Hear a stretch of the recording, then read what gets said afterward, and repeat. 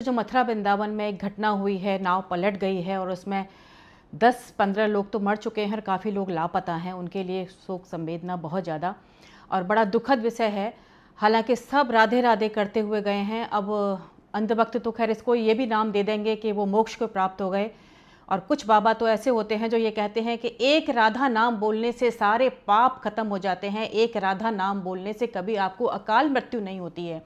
अब इसको अकाल मृत्यु नहीं, इसको तो खैर मोक्ष कह देंगे। जब तक इन बाबाओं का कुछ नहीं हो सकता ना, तब तक इस देश का कोई सुधार नहीं हो सकता।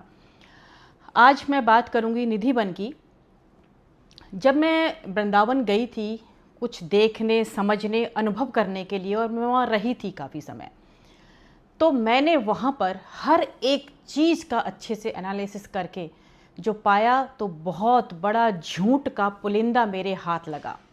और उस झूठ के पुलिंदे में, हालांकि मैं वृंदावन की एक वीडियो बना चुकी हूँ कि कितना झूठ का पुलिंदा, कितना भ्रष्टाचार का अड्डा, कितनी गंदगी, कितनी लूटपाट क्या नहीं है वृंदावन में, ये बताइए।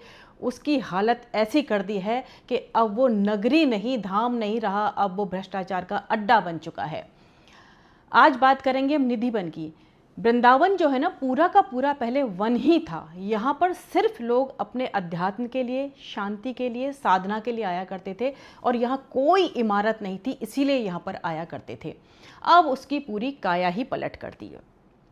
निधिवन इतना झूठ परोसा गया है आप सब लोगों के सामने कि यहाँ पर राधा कृष्ण रास करने के लिए आते हैं और पूरा एक षड्यंत्र अंदर चलता है। और मैं तो आज बिल्कुल आप सबके सामने बहुत दावे के साथ ये बात कह रही हूँ, मैं चैलेंज करती हूँ, मुझे आप अंदर भेजिए, मैं बिल्कुल पूरी रात रुकने को तैयार हूँ। लाइव आप करिए और 4 मेरे साथ आर्मी के मैन भेजिए, मैं पूरा उसका अच्छे से DNA कर चुकी हूँ वैसे तो, लेकिन सबके सामने और कर दूंगी मैं। राधा कृष्ण वहाँ आते हैं, उसको दिव्य नगरी बना दिया, उसको लूटपाट का अड्डा बना दिया। आपने देखा होगा जब घुसेंगे ना वहाँ पर, दान देते जाइए, चलिए आगे बढ़ते जाइए, दान देते जाइए, पर्स खाली कीजिए, पर्स बढ़ेगा, जितना यहाँ पर दान देंगे उतना पर्स में पैसा आएगा, बंसी के नाम पर पैसे दीजिए, राधा कृष्ण यहाँ पर रास करते हैं, बंसी के नाम पर पैसे दीजिए। क्या लूटपाट मचा रखी है भाई ये। मतलब आप जब बंसी का दान करोगे तब राधा कृष्ण वहाँ पर जो है रास करेंगे। हाँ, और अंदर का जो ये बना रखा है कि ये रोज़ यहाँ पर शयन करते हैं, यहाँ पर लड्डू टूटा हुआ मिलता है, यहाँ दातन मिलती है, सब झूठ है, एकदम झूठ, इन पंडों का बनाया हुआ झूठ है। पूरे वृंदावन में गुसाई गैंग चलता है एक, यहाँ पर पूरे वृंदावन को इन्होंने लूटपाट का अड्डा बना लिया है। अब उसमें क्या करते हैं ये लोग, ये खुद ही जो है ना अंदर सारा कुछ कर देते हैं। पहले एक पुजारी जाता है, आपके सामने 7 ताले लगाएगा, ये करेगा वो करेगा, सब ढोंग है। जाने के तमाम रास्ते होते हैं, कोई एक ही रास्ता नहीं होता। पहली बात तो ये है, कोई एक रास्ता नहीं है जो मेन गेट से आप जा रहे हो। इन लोगों के जब इस तरीके से काम करते हैं ना, प्रायोजित काम होते हैं, तो बहुत सारे रास्ते होते हैं इनके अंदर जाने के, आपको पता भी नहीं होता है।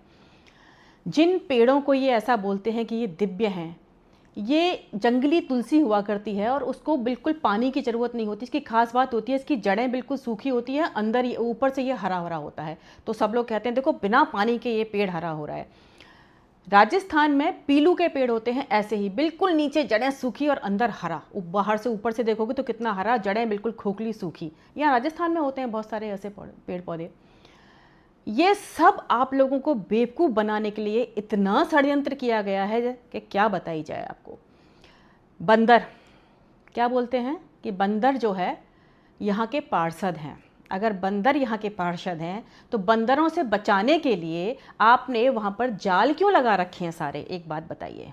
सारे पेड़ पौधों को वो खा जाते हैं, खराब कर देते हैं टहनियों को, तो उनसे बचाने के लिए आप निधिवन में भी ये बात देख लेना, सेवा कुंज में भी देख लेना, पूरा जालों से ढक रखा है उसको, क्योंकि बंदर उसको खराब कर देते हैं।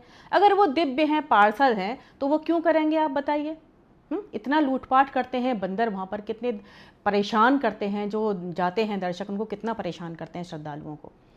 वो पार्षद हैं, मतलब ये कह के आप पल्ला झाड़ लेते हो ये तो वहाँ के पार्षद हैं, ये ऐसे ही करेंगे। तो बंदर भी समझ चुके हैं कि कोई दिव्य चीज़ नहीं है। आसपास के लोग घुंघरू की आवाज़ तो कोई भी पैदा कर देगा।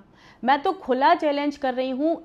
और इनके यहाँ पर क्या होता है, एक सिस्टम है, ये जितने गुसाई हैं ना, अब ये क्योंकि बहुत ज़्यादा बढ़ चुके हैं, परिवार में परिवार बढ़ता है, पीढ़ियाँ बढ़ती हैं, तो फिर काफ़ी लोग हो जाते हैं। पहले एक परिवार का सदस्य ही उसकी सेवादारी करता था, अब जब इतने सारे लोग हो गए तो इनका साल में एक बार नंबर आता है, 1 महीने के लिए हर गुसाई का। जो परिवार बढ़ गया है तो एक परिवार के एक सदस्य का 1 महीना, फिर दूसरे सदस्य का दूसरा महीना, ऐसे चलता है इनका। तो जिसका 1 महीना आता है ना, वो ये सोचता है कि 1 महीने में मैं इतना कमा लूँ, यहाँ से इतना कमा लूँ कि पूरा साल मेरा आराम से चल जाए। और इतना लूटपाट करते हैं, और श्रद्धालुओं का समझ में नहीं आता कि वो कैसे बेवकूफ़ बन जाते हैं। मतलब जो चीज़ दिव्य होगी ना, उसकी दिव्यता अपने आप महसूस होगी। ये जहाँ पे दिव्य होगी वहाँ ऐसा भ्रष्टाचार होगा, वह ऐसे गाली गलौज जाएंगे, ऐसे आपसे लूटेंगे कि इसके नाम पे दो, उसके नाम पे दो। क्या ज़रूरत पड़ी है आपको, बताइए? दिव्य चीज़ होगी तो वहाँ। अब वृंदावन कोई दिव्य नहीं रहा है, आप भूल जाइए वृंदावन दिव्य है। वृंदावन गुसाई गैंग चला रहा है पूरा वृंदावन, और पूरा वृंदावन में श्रद्धालुओं को कैसे लूटा जाए, बस यही रणनीति रहती है वहाँ के लोगों की। तो निधि वन को तो मेरा पूरा चैलेंज है कि आप मुझे कराइए, मैं करती हूँ उसका पूरी तरीके से पर्दाफाश।